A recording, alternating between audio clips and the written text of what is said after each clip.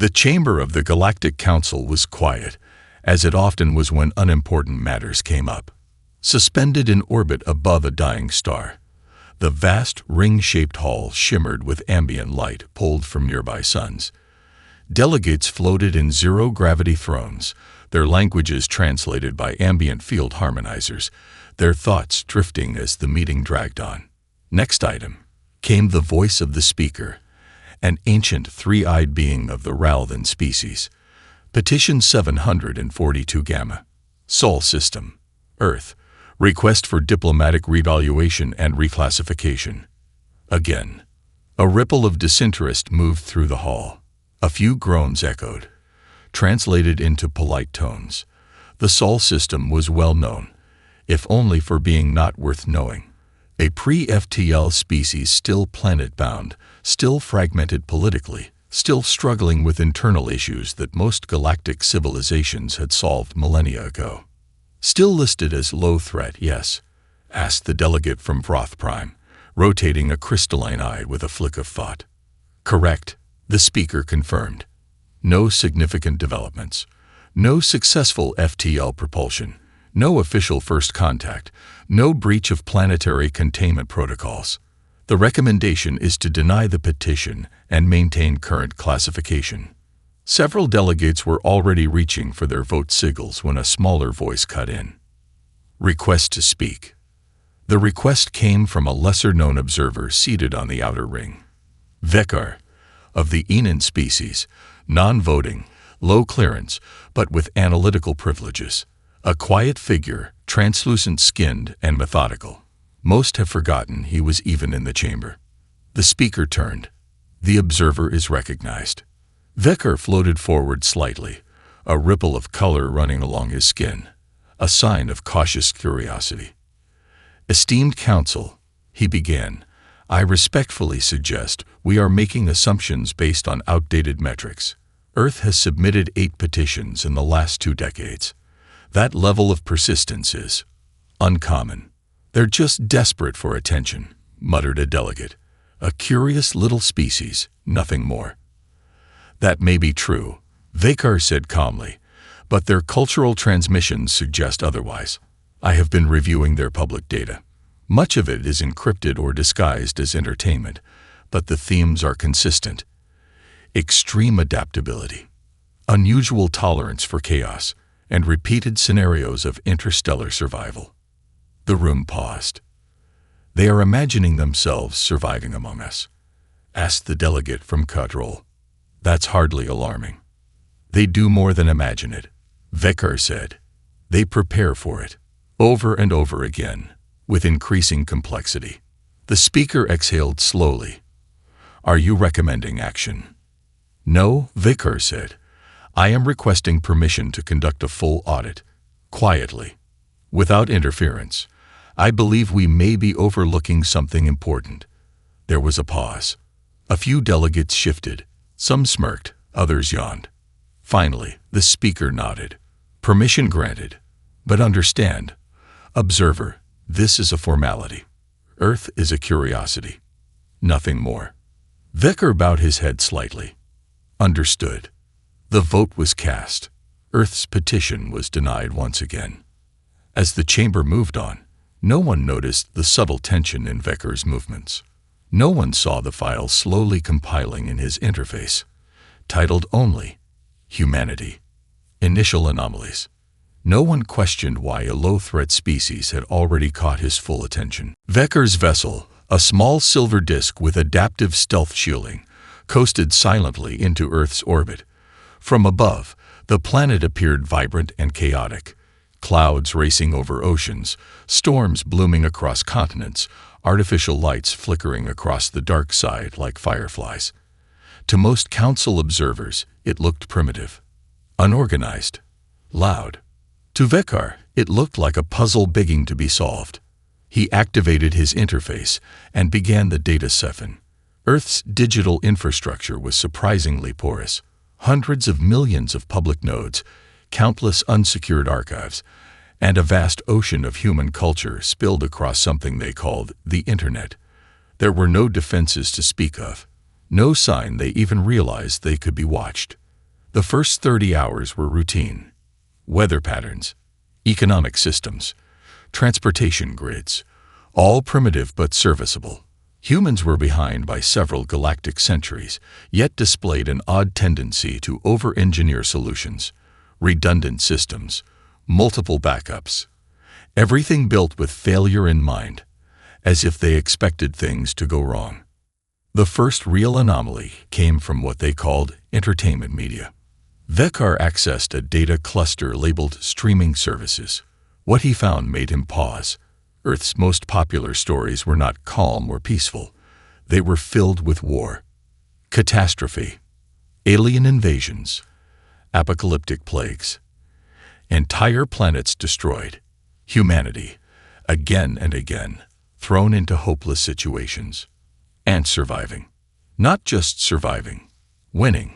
Sometimes through cleverness, sometimes through sacrifice, often through raw, unrelenting determination.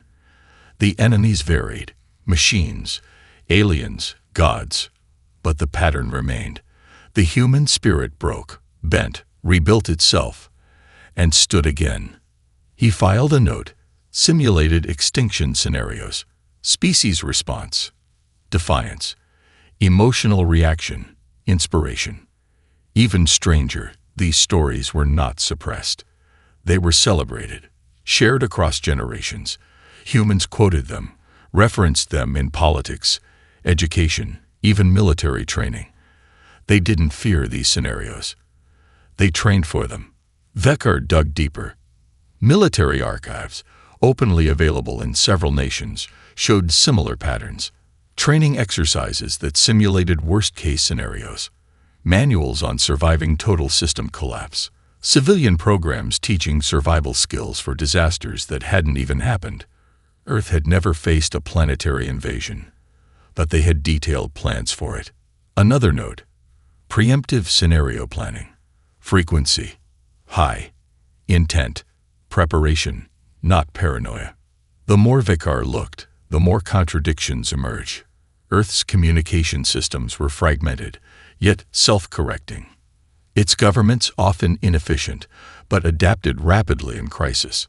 Their science programs were underfunded, yet made unpredictable leaps.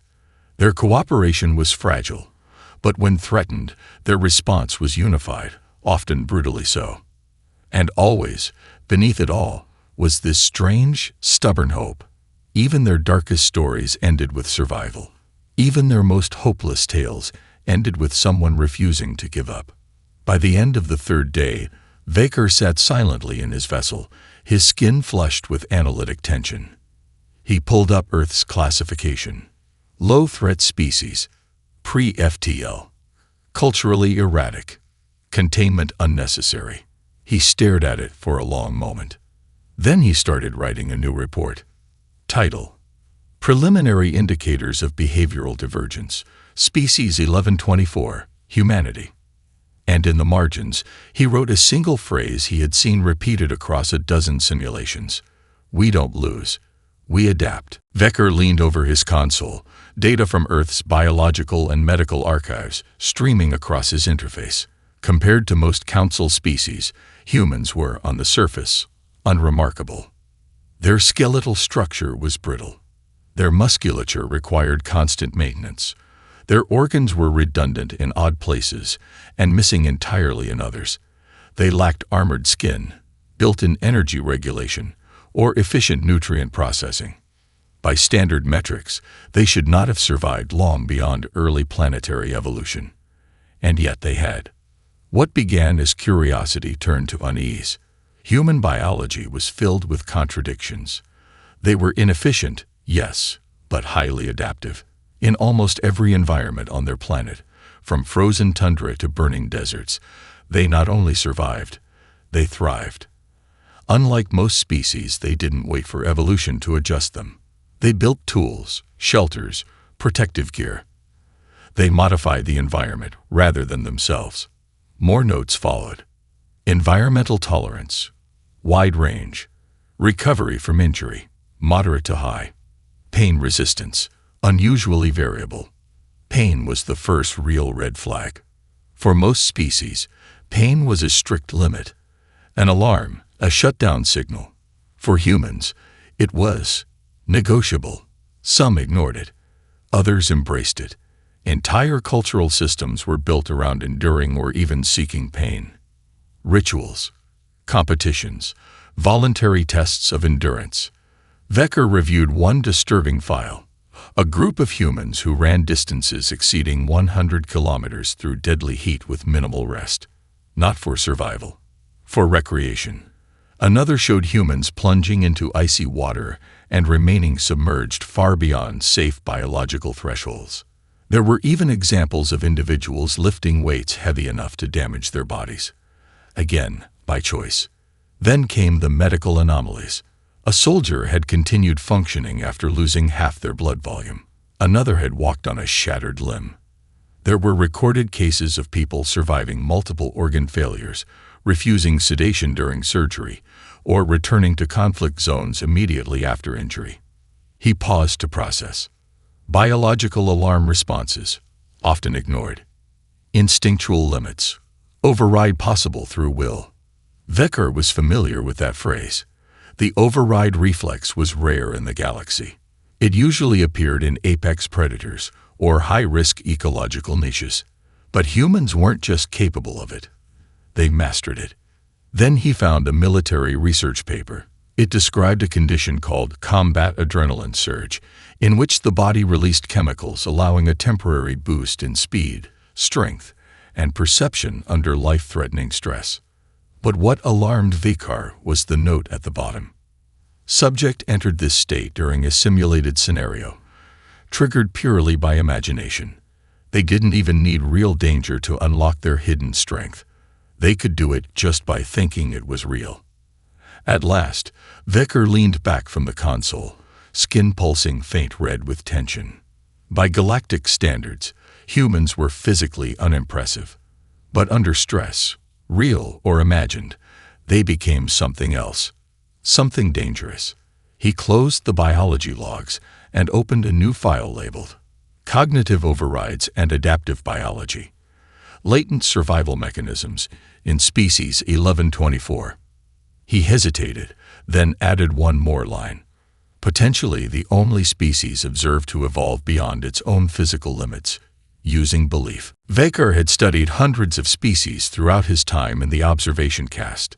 He'd seen civilizations that prized harmony above all, others that elevated logic to an art form, and some that built entire cultures around efficiency and order.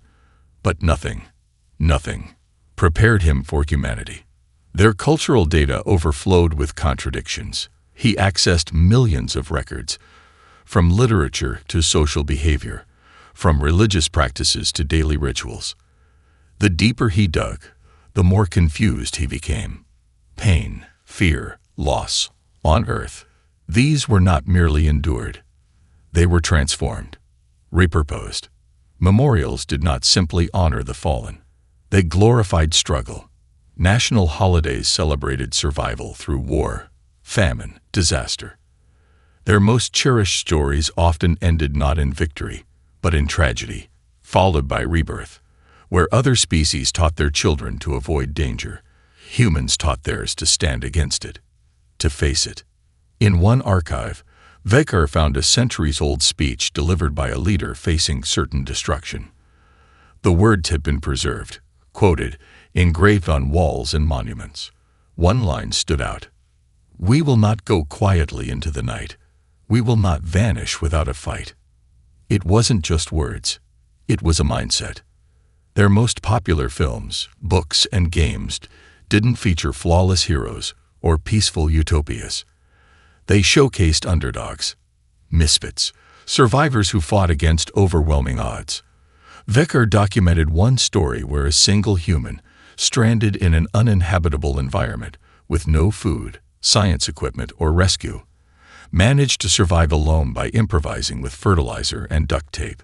It was categorized as comedy. He almost shut down the report there, convinced it was satire. But the numbers didn't lie. These stories weren't fringe material. They were mainstream, beloved, passed down across generations. Humans didn't hide from the idea of destruction. They laughed at it, challenged it, dared it to come closer. Then there were the real accounts. Testimonies from explorers who returned after years lost in the wilderness. Families who endured wars and rebuilt their cities from ash.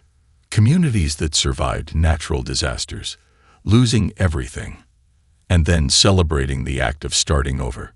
Vecker found recurring phrases repeated across continents and languages. Fall 7 times, stand up 8. What doesn't kill you makes you stronger. Ad astra per aspera. To the stars, through hardship. They revered those who refused to quit, even when failure was certain. Their highest praise wasn't reserved for victory, but for persistence. He compiled all this into a cultural report titled, Suffering as a Foundation, Human Culture and the Glorification of Endurance. As he wrote, one final observation haunted him. In most civilizations, hardship was seen as something to be avoided, a burden, a mistake. But on Earth, hardship was treated as initiation, as if to be truly human, one must suffer and come through the other side stronger. He ended the report with a single line, where others break, humans begin. The Galactic Council, still skeptical of Vecker's growing list of warnings, decided to settle the matter the traditional way, with a war simulation. It was meant to be routine, a diplomatic gesture to appease a persistent observer, a controlled engagement, a test of reflexes and logic. The Council had run thousands of these with emerging species to confirm their classification. No actual risk, no consequence.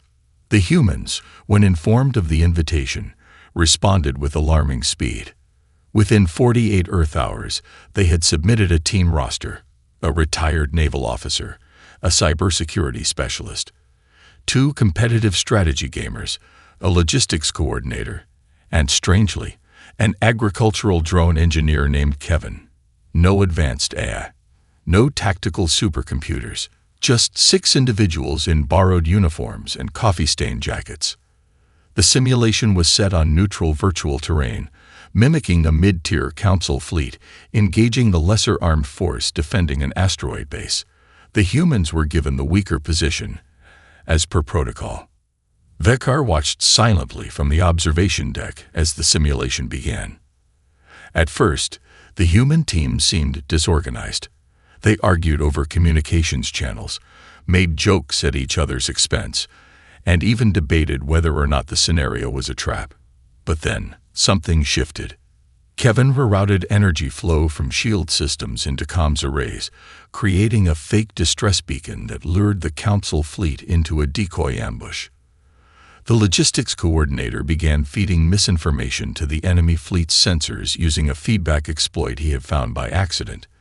The 2 gamers orchestrated a fake surrender, bickering loudly over open channels while their ship released autonomous drones hidden inside cargo crates. The Council fleet AI, designed to adapt, but not deceive, was overwhelmed in minutes. Within the first hour, the humans had taken control of 2 enemy ships, disabled 5 more, and launched an unauthorized diplomatic broadcast offering terms of surrender to the simulated galaxy. The simulation director called for a halt, citing unprecedented deviation from standard scenario parameters. The human team refused to stop. They bypassed the simulation's safeguards, rewrote the AI's command structure, and convinced the virtual Council fleet to join their side by exploiting gaps in its loyalty algorithms. Kevin explained later that the AI hadn't failed, it had simply been given better options.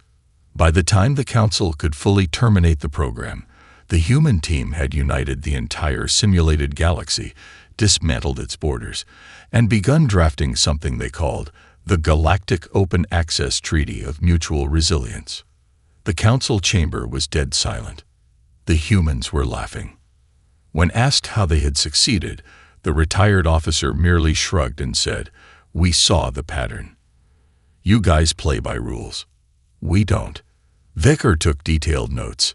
In his final log of the event, he wrote, "Humans do not simply adapt to systems, they rewire them. They turn tools into weapons, obstacles into assets, Simulations into revolutions. He paused, then added, "They didn't just win the game. They changed the game. While we were still playing." Vakar knew the Council would ignore the war games. They would dismiss it as an outlier, a glitch in the simulation, a quirk of human unpredictability. But he could not. Not after what he had seen. So he turned to the archives, the forbidden ones. Deep in the encrypted history banks of the observation cast lay records sealed under code red strata, warnings from the first contact protocols. Not modern encounters, but ancient ones, before the Council had fully formed, before containment laws had been perfected. It took time, subtle manipulation, and several minor bribes to gain access. What he found chilled him. There had been contact before.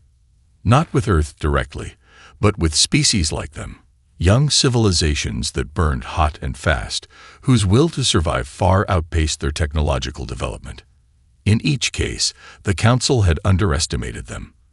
And in every file, one pattern repeated. They were unstable, unpredictable, capable of irrational acts in pursuit of survival. They did not adhere to risk logic. One account described a primitive reptilian race that, when threatened, detonated their home star to destroy an invading force. Another told of a species that had reverse-engineered alien technology in days, not months, by sacrificing hundreds of their own in live trials. The report concluded they valued victory over self-preservation. This made them immune to conventional deterrents. But the file that shook Vakar the most was labeled Incident 731 Vermiscore. It described a lost civilization, wiped out by a species the Council had labeled low threat. The Council had sent a diplomatic envoy. The species responded by mimicking their technology, replicating their weapons, and launching a counter-assault. When questioned, their leaders explained, "We thought you were trying to conquer us, so we prepared to conquer you first." The last line of that file read, "Reevaluate species not by capability, but by intent, especially those who see extinction as a challenge, not a fate." Vakar sat in silence. Humanity fit every pattern. Their media, their biology, their tactics, their culture, it was all there. The stubbornness, the creativity, the refusal to accept limits, and most of all, the tendency to act first when cornered. He compiled the archive excerpts into a secondary report. Historical echoes, prior underestimations of high adaptability species. He attached his findings on humanity, then flagged it with a high priority designation. One word stamped across the top: escalation. As the report left his system and vanished into the encrypted Council network, Vakar whispered to himself in his native tongue, a phrase that did not translate cleanly, but meant something close to. The fire we ignore is the fire that learns to burn hotter. And all the while, on Earth, humanity remained unaware they were being watched. But they were preparing anyway. Because on some level, they always were. The Council did not believe Vakar's warnings. Not at first. The preliminary report was quietly shelved, marked for future review. A few internal analysts skimmed the cultural breakdowns and biological oddities, chuckling at the apparent melodrama. One senior official called humanity an excitable but ultimately manageable species. Another simply labeled them amusing. But then came the transmissions. At first, it was a ripple, background noise from Earth's outer satellites, a sudden surge in encrypted signals, bouncing off lunar relays and deep space probes. Council monitoring systems flagged the data burst, but assumed it was routine human experimentation. Then came the coordinated satellite repositioning. Hundreds of Earth-orbiting objects, once scattered and civilian, were suddenly moving in tandem. No announcement, no warning, and no precedent. Some formed strange grid patterns. Others aimed their sensors into deep space, as if waiting for something. Then, without explanation, one of Earth's deep space telescopes turned and locked directly onto a cloaked observation ship in the outer system. It should have been impossible. The cloaking was perfect. No radiation signature. No heat bloom. No signal trace. Yet the telescope did not move. It tracked the ship for 22 minutes, then turned away. Vecker's report was dragged back into the spotlight. The council reconvened. The next anomaly was even harder to explain. Earth's defense agencies, previously fragmented and often at odds, had begun to unify. Not politically, but tactically. Shared protocols, combined training simulations, military drills conducted in tandem across continents under the guise of disaster response coordination. But the drills simulated orbital bombardment, atmospheric breaches, planetary invasion. The humans were preparing, not with fear, not with panic, but with purpose. Council analysts finally returned to Vecker's cultural files. They found the old phrases, the quotes, the warnings. They watched the war game simulation again. Some rewound it 5, 10 times, stunned at what they'd missed. And then came the final blow. An encrypted message, hidden deep within a civilian Earth transmission, was decoded. It was addressed not to any human, but to the stars themselves. "We know you're watching. We're not afraid. Come and see." The message contained no threats, no ultimatums, just those 3 lines repeated in every major language on Earth. It was a challenge, or an invitation. The council chamber, once filled with laughter, fell into silence. For the first time, they understood the depth of their mistake. They hadn't discovered a primitive world waiting to be uplifted. They'd uncovered a forge, one that shaped pressure into innovation, disaster into unity, fear into will. A place where weakness was temporary, where preparation never stopped, and where being underestimated was just another advantage. Vecker stood quietly as the High Council convened an emergency session. No one laughed now. He filed one last notation in the species record for Earth. Reclassification pending. Then, in smaller script, only visible to observation officers. "We didn't find humanity too late. We simply looked too shallow." By the time the Council approved Earth's reclassification review, it was already too late to shape the narrative. Humanity had moved on. They were launching deep space vessels beyond their solar system, not just exploratory probes, but fully crewed generational crafts, self-sustaining, modular, and built for the unknown. Not with the elegance of Council design, but with brute ingenuity, welded steel, overlapping systems, and backups for their backups. Ugly by Galactic standards. Unstoppable by any other. One ship, Odyssey Dawn, crossed into a Council-protected sector without permission. Protocol demanded interception. Instead, the nearest observation drone simply watched as the humans deployed a swarm of tiny bots that mapped the local radiation pockets for harvesting. They didn't even notice the drone. Or maybe they did, and just didn't care. In secret, the Council dispatched an envoy, not to intimidate, but to inquire. What did humanity want? Resources, technology, protection. The answer arrived days later in the form of a public broadcast, relayed through Council-friendly translators. A message from Earth's newly formed Interstellar Communications Office.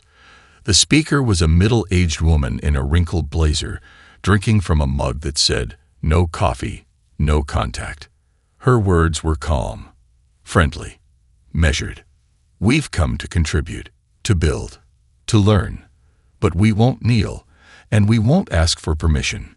We've made it this far without help. If you're peaceful, we'll meet you as equals. If not..." She paused, smiled. "Well, we're very good at adapting." The message ended.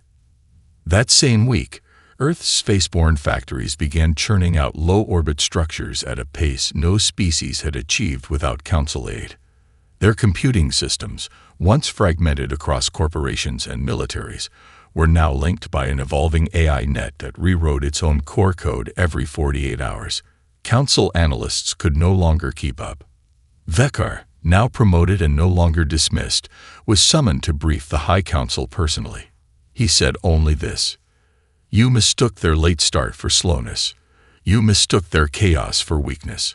But humans are a wildfire species. They do not evolve in straight lines. They leap. And leap they did. Earth's first deep-range transmission to a council homeworld wasn't a formal declaration. It was a song, one of their old ones, filled with rhythm, defiance, and joy. The chorus translated loosely to, "We're still standing." The council understood, finally, what they were dealing with. Not a threat in the traditional sense, not an empire, but a storm of persistence, a civilization that broke limits by existing, a species that rose not despite adversity, but because of it. Earth had been classified low threat for centuries. Now, no one dared make that mistake again. And somewhere, on a distant asteroid, a small human outpost began broadcasting a new signal into the void. To whomever's out there, we're coming. We're not here to conquer. We're here to endure. Let's see who keeps up.